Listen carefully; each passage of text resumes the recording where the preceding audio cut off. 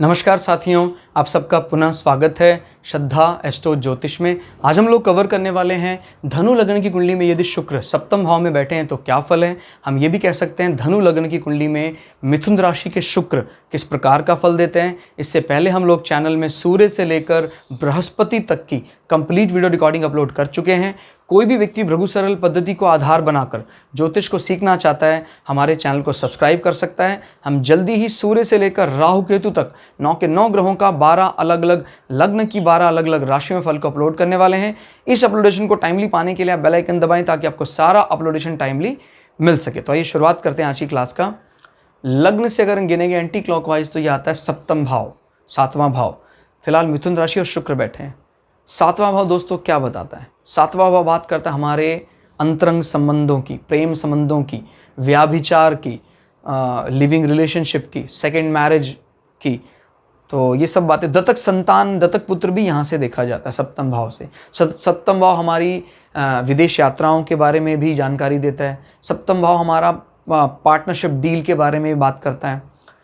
तो ये इसका कारकत्व ही बाय डिफ़ॉल्ट शुक्र इसके कारक माने जाते हैं। और मिथुन राशि है, मिथुन राशि को माना जाता है बुद्ध का रोमांटिक फेस, यानी इन व्यक्ति के जो भी पार्टनर होंगे ये मिलनसार, नियर टू अथॉरिटी। बिकॉज जो मरकरी है वो मरकरी मिलकर चलता है अथॉरिटी के साथ, बेमतलब के वाद विवाद से बचता है। मरकरी अच्छी स्थिति में होना चाहिए, लेकिन अगर मरकरी अच्छी स्थिति में नहीं है तो इनका ये रवैया लोगों के द्वारा एक्सेप्ट नहीं किया जाता है। फिर ये समझिएगा जरा, क्लियर हो गया? अगर जैसे इनका मुख्य रूप से रवैया क्या है, हर लग्न का वही रवैया है। लेकिन जैसे मान लीजिए मेरा मेष लग्न है तो मैं बहुत अनुशासित, मतलब डिसिप्लिन है और लाइफ में एग्रेशन भी है, टाइमिंग के परफेक्ट हैं। लेकिन अगर मेरा मंगल खराब है तो वो डिसिप्लिन मुझे सोसाइटी में यश कम, अपयश ज़्यादा दिलाता है। मेरे आसपास ऐसे लोग आ जाते हैं जो मेरे उस चीज़ को एक्सेप्ट नहीं करते हैं।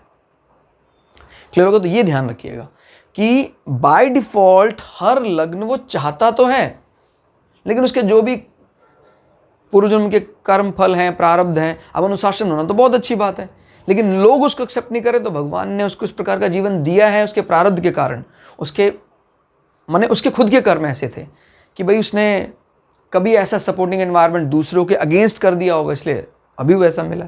लेकिन जीवन में सदैव एक जैसा माहौल नहीं रहता। जैसे कि कोई प्लैनेट हमारा बिगड़ा हुआ है और वो नीच का बैठा हुआ है, या गोचर में उस ग्रह के ऊपर बृहस्पति की दृष्टि दिखाई दे रही है, बृहस्पति लिप्ता हो गया है, तो फिर वो ग्रह कुछ समय के लिए अच्छा बर्ताव भी करने लग जाता है।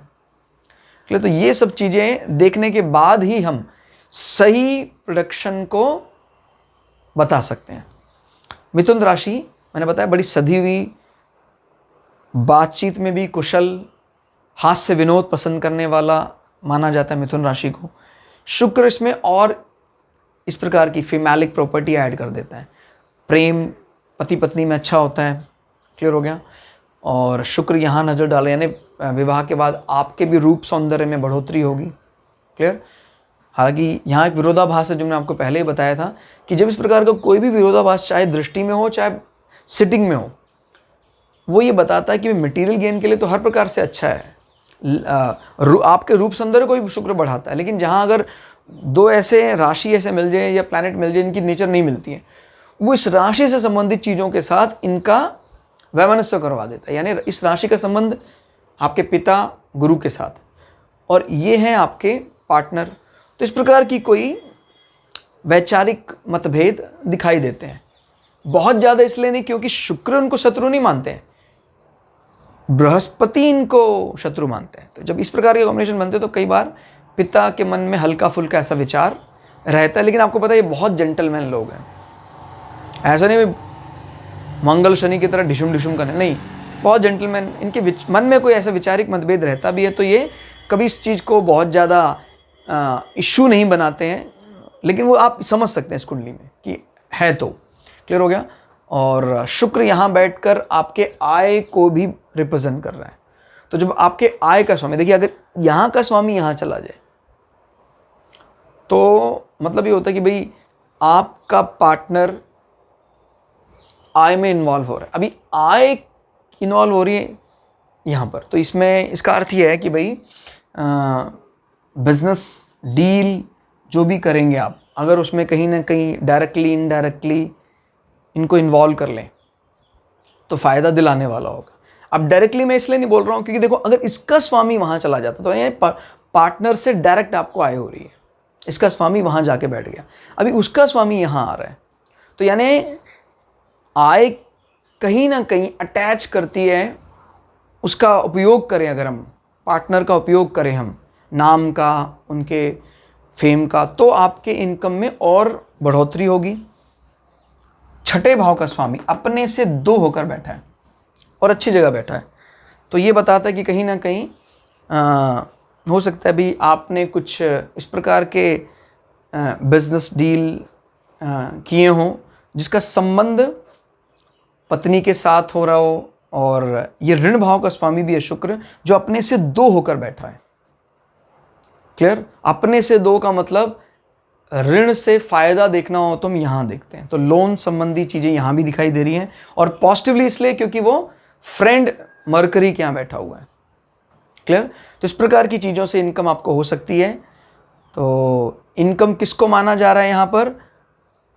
लोन संबंधी कोई भी इस प्रकार के कार्य जो पत्नी के नाम पे किए जा रहे हैं और वो आपको अच्छी अर्निंग या इनकम आय देकर जा रहा है। इच्छा पूर्ति का स्वामी भी आपके पत्नी भाव में बैठा है, मतलब आपको सही इनकम का जो लगेगा, हाँ मेरे पास इनकम आने लगी है, वो मैरिज के बाद ही लगेगा।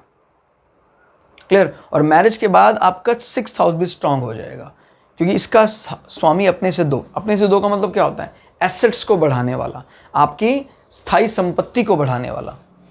वहाँ से गिनते हैं 7, 8, 9। बड़े भाई बड़ी बहनों का भाग्य देखना हो तो यहाँ से देखो। अब इसका स्वामी यहाँ बैठा है तो मतलब उनका भाग्य, लक आपके लिए बड़ा फेवरेबल होगा। अगर वो आपकी कुंडली में दिखाई देता है तो वो आपके लिए बड़ा फेवरेबल होगा। भाई आपको काफ़ी मदद करेंगे, भाग्यवान है आपके लिए, वेरी लकी। और शुक्र की नज़र आपकी पर्सनैलिटी को भी 4 चांद लगा रही है। तो कुल मिला के रिजल्ट 7th हाउस में आपकी पूरी इनकम और आपकी इच्छा पूर्ति को आपके वाइफ के हाउस में शिफ्ट कर रहा है।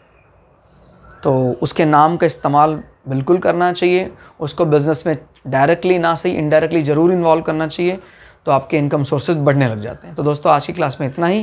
क्लास आपको कैसी लगी कमेंट करके ज़रूर बताइएगा। मिलते हैं अगली क्लास में, तब तक के लिए जय श्री भगु पराशरा, जय श्री शुक्राचार्य, नमस्कार।